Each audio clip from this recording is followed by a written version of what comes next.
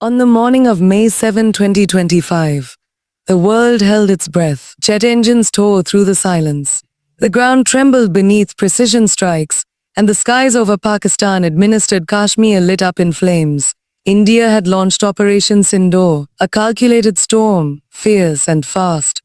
Use and fast. A message sent through the fire. We will not be silent. It was not just an act of retaliation. It was pain transformed into power, grief igniting steel, resolve sharpened by loss. The ashes of Pahalgam were still warm. 26 innocent souls, mothers, children, tourists, dreamers. Dreamers. Their laughter silenced by cowards in the dark. And so India did what wounded nations do when pushed past their breaking point. They roared. But this isn't just about borders, or governments, or retaliation. This is about you. Because somewhere in this chaos, there's a fire inside you waiting to be awakened.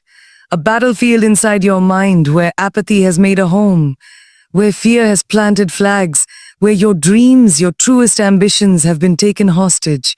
And the time has come to strike. You see, wars are not always fought with weapons. Some of the greatest battles are silent, invisible, fought between your ears. You wake up with fire in your chest, but the world is cold. You dream in color, but your days are painted gray. People tell you to be realistic, to aim lower, to settle. And for too long, maybe you listened. You surrendered dreams for a paycheck. You traded ambition for acceptance. You gave up your roar so the world would feel more comfortable with your silence. But tell me this, how long will you wait to remember who you are? A nation under fire doesn't wait for permission to defend its people. It doesn't ask for approval to rise. So why are you waiting? You don't need permission to become dangerous. You don't need applause to be unstoppable. You don't need credentials to matter. You were born with the soul of a warrior. You were forged in a universe built on chaos and order. You were sent here, not to blend in, but to break through. So what if you failed before? So what if people doubted you? So what if you've been wounded? Scars are not signs of weakness. They are proof that you've survived every battle so far. And yes, the world is on fire, but that's not an excuse to shrink. That's your cue to rise. In every age of history, amidst every war, there are those who choose to awaken their potential, even when the world crumbles around them. These are the ones who rebuild cities, who write poetry in war zones, who invent when there is no hope, who lead when the leaders are lost. And you are one of them. Don't let your past define you. Don't let the fear of the unknown freeze your future. Because just like Operation Sindoor, there comes a moment when you don't just react. You retaliate against everything trying to keep you small. You retaliate against your laziness, against your excuses, against the toxic voices that said you're not enough, against the habits that hollowed out your strength. You retaliate by building discipline, by crafting purpose, by becoming undeniable. This is not self-help. This is self-respect. You weren't made for comfort. You were made for conquest. Not the conquest of others, but the conquest of your own potential. So now picture this. You walking toward your fear. Not around it, not hiding from it, but through it. Because fear is not a wall. It's a test. A doorway with no handle. You break it open with courage. And on the other side is the version of you were always meant to become. They told you to be realistic. But realists never built empires. Realists never broke records. Realists never shook the earth. It was the dreamers, the rebels, the warriors of quiet fire. Let the world be afraid. Let them talk. Let them call you crazy. Because if they're not calling you crazy, you're probably not dreaming big enough. There's a battlefield raging outside, but the war that matters most is the one within. If you can win that war, the war of the mind, the war of hesitation, the war of worthiness, then no weapon formed against you will ever prosper. You are not just a passenger in history. You are the pulse, the power, the one who gets to write your own legacy with blood, sweat, and relentless vision. The war within has been declared. You've awakened. But awakening is just the first breath. Now comes the rise, the moment where decision becomes destiny, where action is no longer optional, where your past self, the version that hesitated, that doubted, that feared, is laid to rest. Because from here on out, you move differently. You walk with purpose, not noise, not ego, not drama. Purpose? Purpose doesn't flinch in the face of chaos. It doesn't look around to see who's watching. It doesn't need validation. Purpose just moves, silently, steadily, unstoppably. The world outside is erupting in politics and power games. Nations play chess with lives. But your battlefield is the mirror. Every morning you wake up, that reflection staring back at you isn't just a face. It's a call, a question. Will you rise today or will you repeat yesterday? Look around you. So many are asleep with their eyes open. They scroll instead of build, complain instead of create, envy instead of evolve. They've made peace with mediocrity. But you were never meant to fit in with the background. You're here to become a force. And that means discipline. Not the glamorous kind. Not the Instagram kind. Not the wake up at 5 a.m. and drink celery juice kind. Real discipline. The kind where you show up when nobody claps. The kind where you train your mind when it screams for comfort. The kind where you do the work when the results are still invisible. Because greatness doesn't knock. It waits. It watches. And it whispers to those who are willing to do the hard things in the dark. Your life is a battlefield, and you are both the soldier and the general. No one's coming to save you. No miracle strategy. No overnight success. No secret sauce. Just you, your vision, your fire. And the question is, how badly do you want it? Do you want it bad enough to sacrifice? To go silent when others seek noise? To say no to things that look good, so you can say yes to what feels right? Do you want it enough to fall again and again, and still choose to stand? Because hear this clearly, every time you get up, the world changes.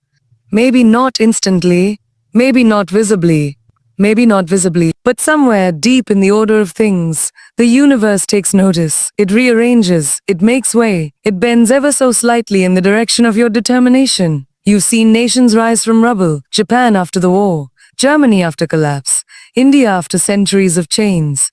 People rise too.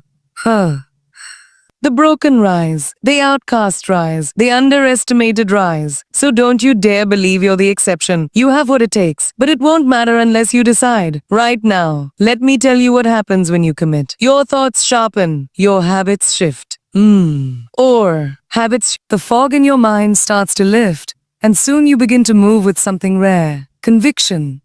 Conviction is louder than motivation, stronger than hype. It doesn't need a Monday to start. It doesn't wait for January. It wakes up every day and says, I was born to do this. You want to change your life? Start by changing your rhythm. Build rituals, not routines. Because routines are automatic. Rituals are sacred. They remind your mind, body, and spirit that this life you're building is not casual. It's intentional. Wake up early not just because it's trendy, but because peace lives in those quiet hours. Train your body not for vanity, but because strength leaks into your spirit.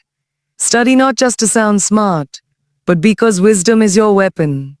This world does not belong to the brilliant or the talented. It belongs to the consistent, to those who show up, who do the boring things, who endure the silence, who withstand the storm and keep moving, who say, I will not stop. They'll call you obsessed, cold, distant, but they don't see what you see. They don't hear the war drums pounding inside your chest. They don't know that this isn't just ambition. It's survival. You're not building a career. You're building freedom. You're not chasing goals. You're chasing the version of you that your soul is aching to become. Every step you take now echoes forward. It affects the people you haven't even met yet. It shapes the legacy you'll one day leave behind. You are not working for applause. You are working so that one day, a child hears your story and decides to rise too. That's impact. That's power. That's legacy. You are not here by accident. You were born into this era of chaos for a reason. To become a lighthouse in the storm. To become the kind of human who makes fear tremble. To become a voice, like fire, that others can follow when all hope seems lost. You are the antidote to the mediocrity that's eating this world alive. But you've got to decide. Will you rise and face the fire? Or will you fade into the ashes of what could have been? The choice is yours. You've crossed the valley of doubt. You've felt the sting of failure and still stood tall.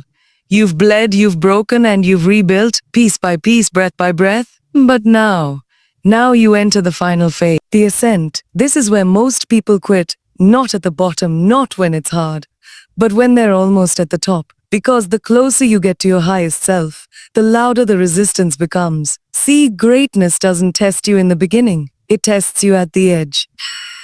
When you can see the peak, when your legs are shaking, when the winds are howling against you, that's when it whispers, do you really want this? And your answer isn't in words, it's in whether you keep climbing. Don't let the world trick you into believing that the journey is supposed to get easier. It's not. The truth is, it gets heavier.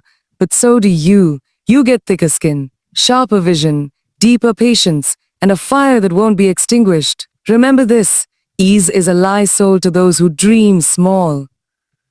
But ease never made history. Ease never wrote a legacy. Ease never shook the ground. What makes you legendary is endurance. You are not here just to survive. You're here to become something unforgettable. And that doesn't happen in comfort. It happens in the trenches. When your faith is hanging by a thread. When your voice trembles but still speaks. When your knees buckle but still march forward. That's the path of the rare, of the warriors. Of the lions who walk through hell with their heads held high. Not because they're fearless, but because they've chosen something greater than fear. Let's talk about pain for a moment. Because it's coming, it's already here. Pain isn't punishment, it's purification. It removes the false, burns off the weakness, reveals the core of who you are. Pain is where average ends and identity begins. So stop avoiding it, stop cursing it, use it, harness it like steel in your soul. Every empire in history was born from suffering. The Roman legions didn't conquer through comfort. The Indian freedom fighters didn't win with ease. Your ancestors didn't crawl out of struggle so you could scroll through life in fear of judgment. They rose so you could rise higher. And now it's your turn to build something unshakable. Not in wealth, not in followers, but in character. Because everything you gain in this world can be taken. Your title, your status, your money, even your freedom. But who you become, that's yours forever. You want to build a life that outlives you. Then start building it from within. Train your thoughts like a soldier. Speak like your words can move mountains. Love like your heart is made of fire and gold. And lead, even when no one follows at first. Because one day they will, they always do. The world craves people with vision. You think Gandhi had it easy? Think Gandhi had it easy? You think Mandela didn't break inside that prison? You think Mother Teresa didn't question her path in the dead of night? No, they all hurt, they all doubted, but they all chose to continue. And that choice, that one choice made them immortal. Immortality isn't living forever. It's being remembered forever for how you lived. And right now, you're writing your story. Not just with your wins, but with your wounds. Not just with your glory, but with your grit. The pages of your life are written not in ink, but in the way you show up when everything is burning. So if you're tired, rest, but don't retreat. If you're wounded, heal, but don't hide. If you're scared, feel it, but don't surrender.